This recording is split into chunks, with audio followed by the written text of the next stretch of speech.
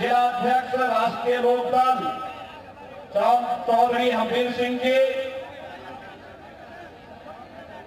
माननीय विधायक श्री राजेश चौधरी जी,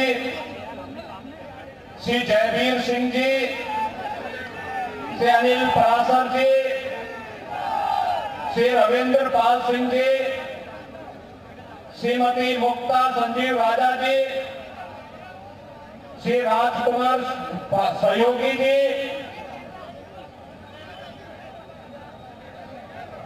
श्री आरपी सिंह जी और भारतीय जनता पार्टी राष्ट्रीय लोकदल के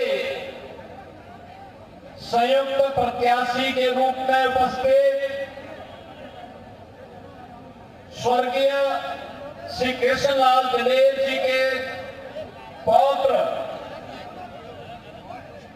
और स्वर्गीय श्री राजवीर सिंह दिलेर के पुत्र एक युवा कर्मठ प्रत्याशी श्री सुरेंद्र दिलेर जी और उपस्थित खैर के मेरे सभी बहनों और भाइयों, आज मैं इस उपचुनाव के माध्यम से आप सबसे अपील करने के लिए आया हूं।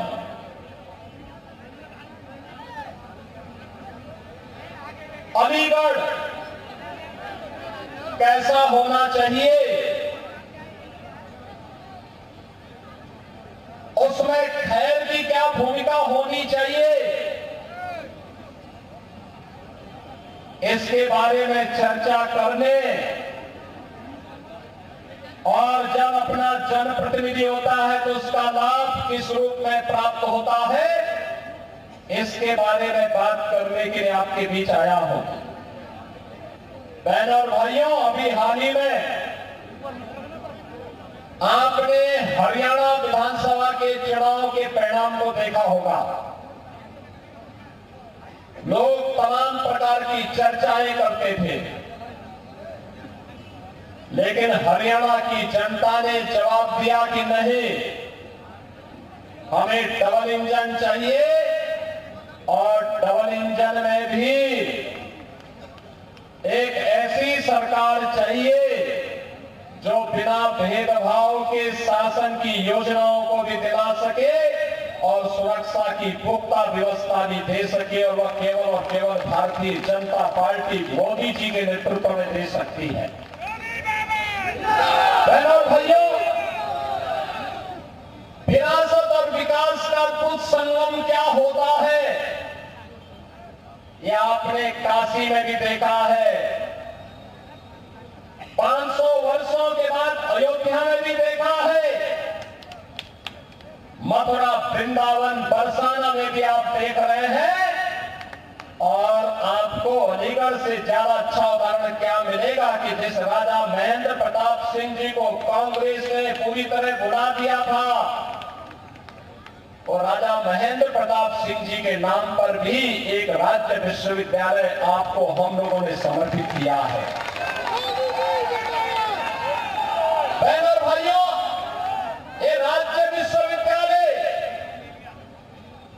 आने वाले समय में एक उत्कृष्टतम विश्वविद्यालय बने, इसके लिए भी भारतीय जनता पार्टी के प्रत्याशी जीतने आवश्यक है। आपने देखा होगा कल माननीय उच्चतम न्यायालय में अलीगढ़ विश्वविद्यालय को अल्पसंख्यक विश्वविद्यालय बनाना चाहिए, अल्पसंख्यक संस्था के रूप में स्थापित करना चाहिए, या एक सामान्य संस्था के रूप में रहनी चाहिए। कल माननीय उच्चतम न्यायालय में इस पर बहस हो रही थी। आप याद करिए, ये कैसे हो सकता है कि भारत के संसाधनों से पलने वाला, भारत की जनता के टैक्स से चलने वाला एक ऐसा संस्थान जो अनुसूचित जाति, जनजाति और पिछड़ी जाति के लोगों को कोई आरक्षण नहीं देता है, लेकिन वहां पर मुसलमानों के 50% आरक्षण की व्यवस्था वे लोग अपने स्वयं के माध्यम से करने का प्रयास करते हैं। और यही मामला चल रहा है माननीय उच्चतम न्यायालय में। बहनों और भाइयों, भारत का संविधान अनुसूचित जाति, जनजाति को और मंडल कमीशन की रिपोर्ट के आधार पर पिछड़ी जाति के लोगों को आरक्षण की सुविधा देता है, लेकिन यह सुविधा लीगल मुस्लिम विश्वविद्यालय में क्यों नहीं मिल पाती है? क्यों नहीं मिल पाती है? जब भारत का पैसा लगा है तो अनुसूचित जाति, जनजाति और पिछड़ी जाति के लोगों को भी वहां आरक्षण की सुविधा का लाभ मिलना चाहिए, नौकरी में भी मिलना चाहिए और अनुसूचित जाति और पिछड़ी जाति के बच्चों को प्रवेश में भी वहां ये सुविधा प्राप्त होनी चाहिए। लेकिन क्यों बंद किया गया? क्योंकि कांग्रेस नहीं चाहती है, समाजवादी पार्टी नहीं चाहती है, बहुजन समाज पार्टी नहीं चाहती है, क्योंकि इन सबको वोट चाहिए, वोट बैंक को बचाने के लिए लोग आपकी भावना के साथ और राष्ट्रीय एकता और अखंडता के साथ खिलवाड़ कर रहे हैं। ये लोग इसके साथ खिलवाड़ कर रहे हैं, राष्ट्रीय अस्मिता के साथ खिलवाड़ कर रहे हैं। आपने इससे पहले पिछले सप्ताह देखा होगा, जम्मू कश्मीर विधानसभा ने एक प्रस्ताव पारित किया है। जम्मू कश्मीर में नेशनल कॉन्फ्रेंस और कांग्रेस की सरकार है, उसने प्रस्ताव पारित किया है कि कश्मीर में फिर से 370 की बहाली होनी चाहिए। बहनों और भाइयों, ये जानते हुए कि बाबा साहब डॉक्टर भीमराव अंबेडकर नहीं चाहते थे कि भारत के संविधान में धारा 370 जुड़े, लेकिन पंडित नेहरू की जिद ने जबरदस्ती को हटाने का एक निर्णय लिया, दूरगामी सोच के साथ निर्णय लिया और पिछले 5 वर्षों के अंदर कश्मीर के अंदर विकास और सुरक्षा का एक बेहतरीन माहौल मिला। आज लाखों पर्यटक कश्मीर में आते हैं, तब फिर से उस कश्मीर को आतंकवाद का गढ़ बनाने के लिए ये शरारत प्रारंभ हो चुकी है। भारत के मुकुट को, भारत का स्वर्ग कहा जाने वाला कश्मीर एक बार फिर से मजहबी उन्माद के कोड़ में उसको बदलने का कुत्सित प्रयास हो रहा है। मजहबी जुनून का एक बेर हाउस उसको फिर से बनाने का कुत्सित प्रयास किया जा रहा है। और इसीलिए आपसे कहने के लिए आए हैं, जो मैं आपसे कहता हूं कि कांग्रेस जब भी सफल होगी आपको विभाजित करके सफल होगी। और इसीलिए मैं कहता हूं, बटिए मत, बटे थे तो कटे थे। मैं इसीलिए बार बार कहता हूं, ये देश का इतिहास बताता है, बटे थे तो राम मंदिर का अपमान हमें झेलना पड़ा था। मथुरा में भगवान श्री कृष्ण की, कृष्ण कन्हैया की जन्मभूमि का अपमान हमारे सामने आया था। भगवान विश्वनाथ का अपमान हमारे सामने आया था। क्या कुछ नहीं हुआ था हमारी मां बहनों के साथ में? क्या कुछ नहीं हुआ था बहन और बेटियों के साथ में? अगर इस सब के बावजूद भी गांधारी की तरह आंखों पे पट्टी बांध करके हम जाति के नाम पर बटे हुए हैं, अपने स्वार्थों में बटे हुए हैं, तो बहन और भाइयों, कटने के सिवाय हमारी दूसरी नियति नहीं हो सकती है। और मैं तो इसीलिए आपसे कहने के लिए आया हूं, बटो मत। ये बांटने वाले लोग आपके दुश्मन हैं, आपके चेहरे पर मीठी मीठी बातें बोलेंगे, इनके बहकावे में मत आओ। और मैं तो कहता हूं, बटोगे तो कटोगे, एक रहोगे तो नेक रहोगे, एक रहोगे तो सेफ रहोगे। बहनों और भाइयों, इसीलिए मैं आज आपसे कहने के लिए आया हूं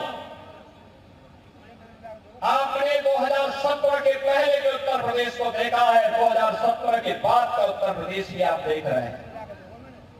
यही अलीगढ़ था, यही अलीगढ़ था। हर 10 दिन में यहां कर्फ्यू लगता था या उपद्रव होता था। आज 7.5 वर्ष में कोई उपद्रव हुआ? कोई उपद्रव करने की हिम्मत कर पाएगा क्या? कोई गुंडागर्दी करने का दुस्साहस कर पाएगा क्या? उसको भी मालूम है, जो उपद्रव करेगा, निर्दोष व्यापारियों की दुकानों पे आगजनी करेगा, बेटी और बहन की इज्जत के साथ खिलवाड़ करेगा, एक तरफ यमराज इंतजार कर रहा होगा उसका, और दूसरी ओर बाप दादों ने अगर कोई संपत्ति अर्जित की है तो संपत्ति भी कब्जे में लेकर के गरीबों में बांटने का काम कर देंगे। बहनों और भाइयों, ये यूपी के परसेप्शन को सुधारता है। ये यूपी वाली यूपी है। हर तीसरे दिन दंगा होता था, कर्फ्यू महीनों लगता था, पर्व और त्योहार शांतिपूर्ण तरीके से नहीं मनाए जाते थे। अराजकता चरम पर थी, गुंडागर्दी चरम पर थी। अव्यवस्था का आलम क्या था, कौन नहीं जानता है? कौन नहीं जानता है? गरीब को राशन नहीं मिलता था। प्रधानमंत्री आवास के नाम पर उस समय इंदिरा आवास योजना 20,000 रुपया आता था, वह भी एक गांव में एक व्यक्ति को, किसी को शौचालय नहीं मिलता था। पेंशन भी केवल समाजवादी पार्टी के लोगों को मिलती थी, शेष गरीबों को नहीं मिलती थी। वृद्धावस्था पेंशन हो या निराश्रित महिला पेंशन। और बहनों और भाइयों, ये डबल इंजन की सरकार आई है। आज उत्तर प्रदेश के अंदर 56 लाख गरीबों का एक आवास बन गया है। 56 लाख गरीबों का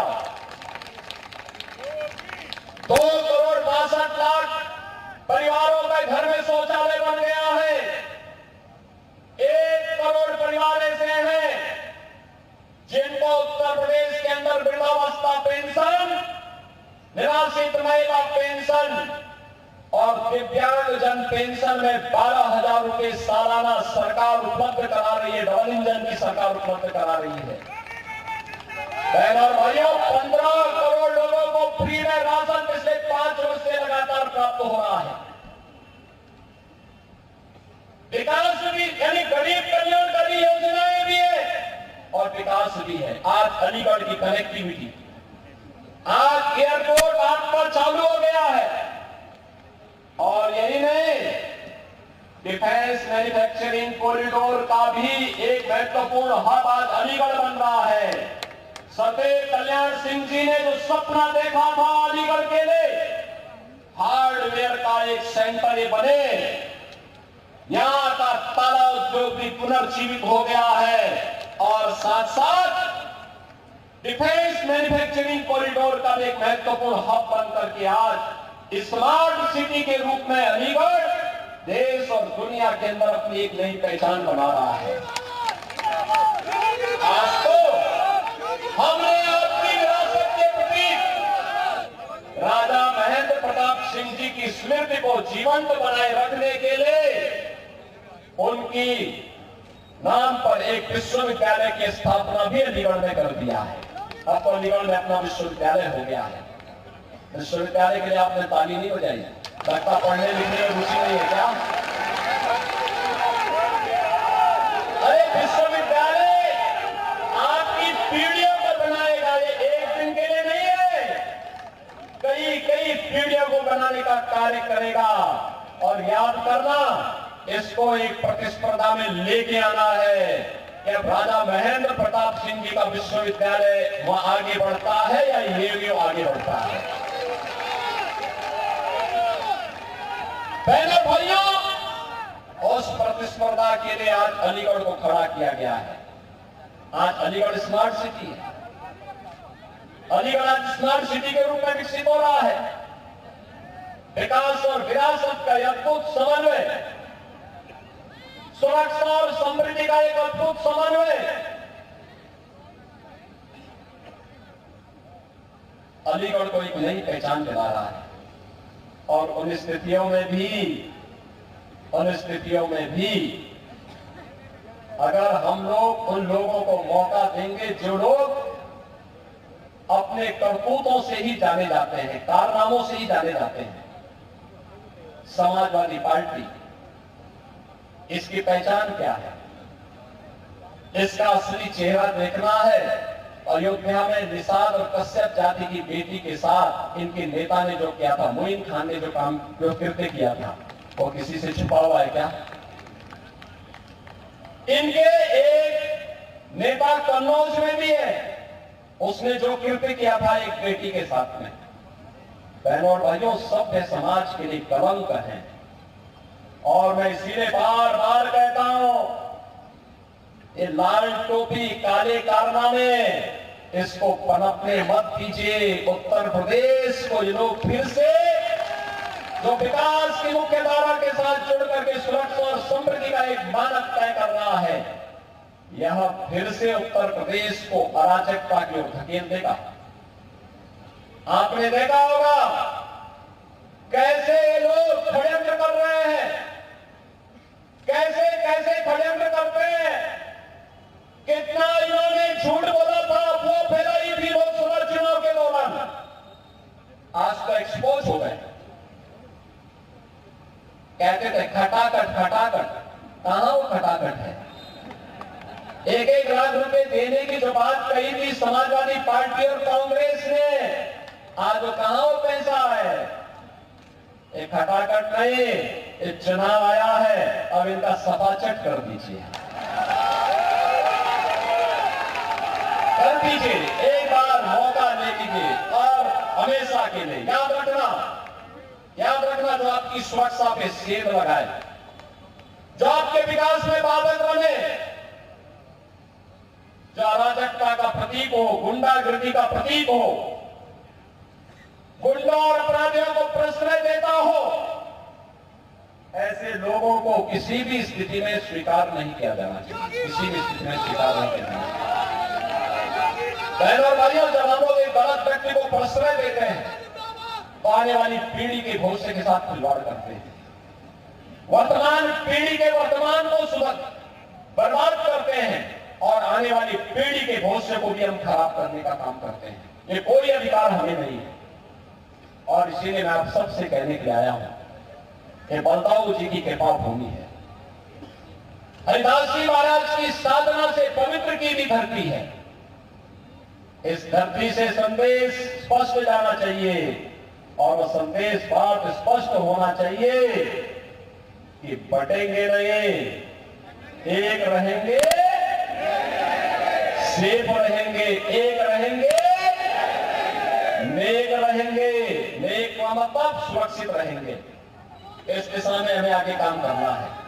और बहनों और भाइयों, इसीलिए खैर विधानसभा के उपचुनाव में देखो कितना अच्छा एक संगम और समन्वय बना। श्री किशन लाल दिलेर जी और मैं दोनों एक साथ सांसद थे, कोई बड़े बुजुर्ग आदमी थे और सज्जन आदमी थे, ईमानदारी और सज्जनता की प्रतिमूर्ति थी स्वर्गीय किशन लाल दिलेर। और मैं यहां अलीगढ़ में जिससे भी बात करता हूं, हाथरस में जिससे भी बात करता हूं, हर व्यक्ति उनकी तारीफ करता है। 2017 में